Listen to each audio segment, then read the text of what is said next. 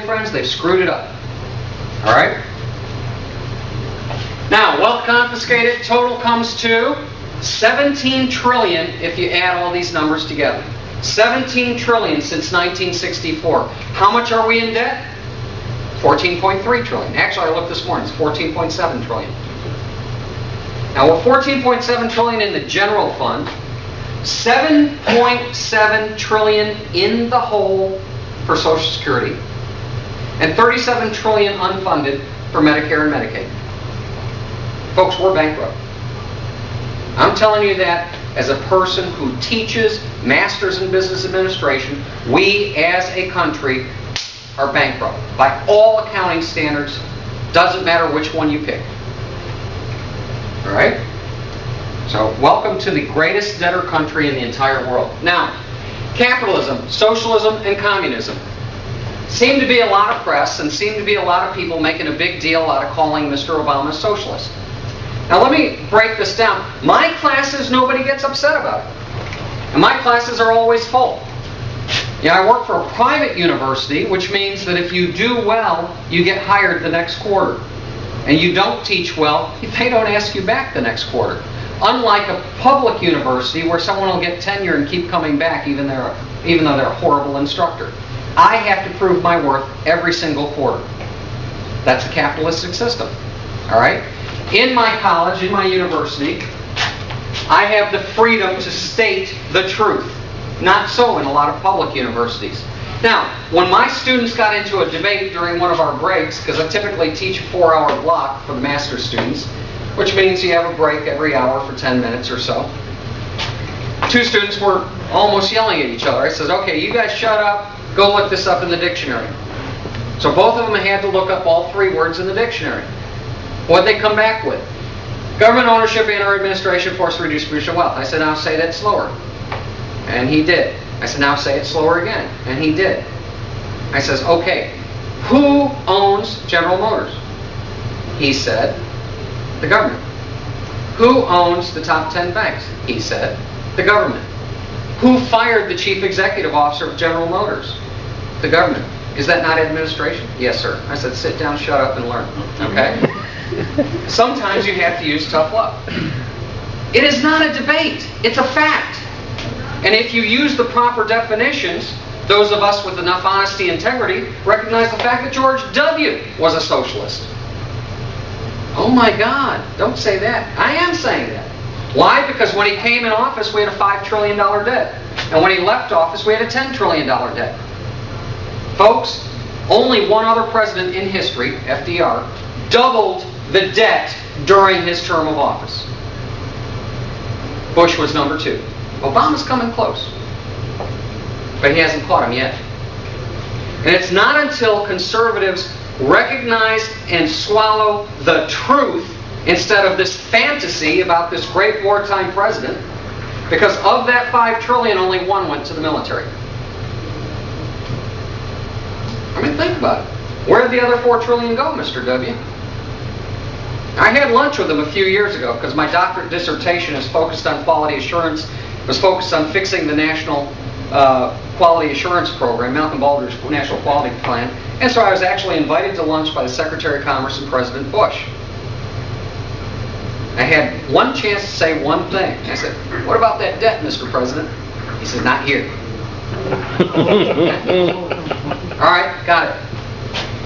Now, Karl Marx, who wrote the Communist Manifesto, basically said, from each according to his abilities, to each according to his needs. That's written in the Communist Manifesto. What that says is, those of you who earn more get to contribute more to the national pocket of money, and those of you who earn less get to receive more. And that's why, truthfully, the person that makes $100,000 a year only gets approximately, even though they're paying substantially more, approximately about a 10% more in Social Security than a person who made $10,000 a year their entire life. Now they're making a 100-fold increase, right? You know, 10,000 versus 100,000, 90,000 more per year in contributions, but they're only getting that very, very small margin in benefits. Doesn't make sense. Absolutely doesn't make sense. So we have a socialist government in place. And I told you this is a finance class. So to make it easy, what I did is I held the income steady. Okay? This is how I taught my son about what a deficit and a debt is.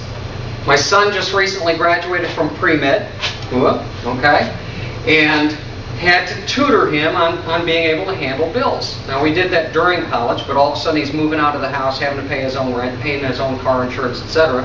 And so I tutored him on it. I said, okay, John, if you're making $2,500 per month, let's say this is after taxes, okay, and you're spent $2,600, you got $142 on your MasterCard. What's that called? Deficit. Good. If you went to McDonald's and got a $5 meal and you put it on your MasterCard, what's that called? Deficit. Okay, so every time you pull out that MasterCard, you've got a deficit. Okay, you're going out there and you're saying swipe, boom, there's your deficit. Now at the end of the year, in this example, I had him as an example going $2,500 steady income. In one case, he ends up with $142 in debt, $428 in debt, $562 in debt. In deficit, deficit spending, and the debt just is 142 plus 428 equals 570, plus this equals 1,132. And I said, John, what happens at the end of the year when you get down here? And I said, well, why would you spend an extra $1,000? Bought a laptop. Why would you spend an extra $1,800? Bought a widescreen. Okay? Anyway, this is a kid that's moving out. He's got to buy stuff for his house. I said, the reality is, by the end of 1 year, you'd be $8,000 in debt, but you'd still only be earning this much. Okay? He gets it. I mean, pre-med student doesn't usually pass finance the terms first time around. Okay? But he understands the fact, and actually his younger sister, younger by 7 years, gets it a lot more than he does. Deficit equals overspending, and the debt is the cumulative amount. The problem that we face is our congressman and our president don't get it. Okay? So if you understand the terms, then you can understand the nightly news. Now, in this example, same numbers, except this is 2.5 trillion. Intake, 2.5 trillion. Spent, 2.6 trillion. Deficit, 142 billion, Bush's first year in office. He inherited about a $5 trillion debt from Clinton, and so he ended up with 5.7 trillion in debt. Well, come all the way down here, and you end up seeing, when he left office, it's not 9 trillion, 900 billion, because you have to add that $900 billion stimulus bill that he signed his last month in office. All right? So that actually put Bush into 2009. You add a trillion to this and it puts George Bush at $10 trillion, $900 billion, which was basically a $5 trillion increase in just 8 years. All right, George. Yeah, good job, W, right? I said that to him. And I don't want to let any politician off the hook. I like George Bush. He's a likable guy. I briefed Bill Clinton. He's a likable guy. But I want to hold them accountable when they do something wrong. And right now, Mr. Obama is making the same mistakes twofold. All right? So 2010, they projected that the debt would be 13 trillion. Do you know, December 31st of last year was the first time in recent history where the debt actually exceeded the gross domestic product. I marked it on my calendar. December 31st of last year was the day we ceased being a superpower. United States Army War College teaches you diplomacy, information, military, and economics make you a superpower. The first three are on the bedrock of the last one, the economic bedrock. What happens when you're a superpower and you have to send an entire wing of aircraft and you can't pay for their jet fuel? This is the truth of the situation. That right now our combat operations in the Middle East are being funded by Communist China because our government does not have the money. So every day that we spend dropping bombs on Libya is funded by the Chinese. Think about that. All right? Now, you've got the terms down pat. Deficit, one-time purchase. Debt, cumulative purchase. And here's Mr. Obama. I'm proposing starting this year, we'll freeze domestic spending for the next 5. This would reduce the deficit by more than $400 billion over the next decade. Now, he says this very quickly during the State of the Union, and let's break it down. Okay, let's break it down. Because number one, he's talking about annual domestic spending, which is actually the smallest portion of the budget. It has nothing to do with Social Security, Medicare, Medicaid, Department of Defense. So he took this very, very tiny piece of the budget. He says he's going to reduce the deficit, you remember what the difference is, by $400 billion over the next decade. Now, what's $400 billion divided by a decade? 40. So here's Obama math, okay? $4 trillion in debt. He proposed a budget that put us another $1.6 trillion in debt. And then he said on TV he was going to reduce that by $40 billion in cuts per year for 10 years. Which laid us in at $15.5 trillion by the end of this year, and we are on the road to achieving that.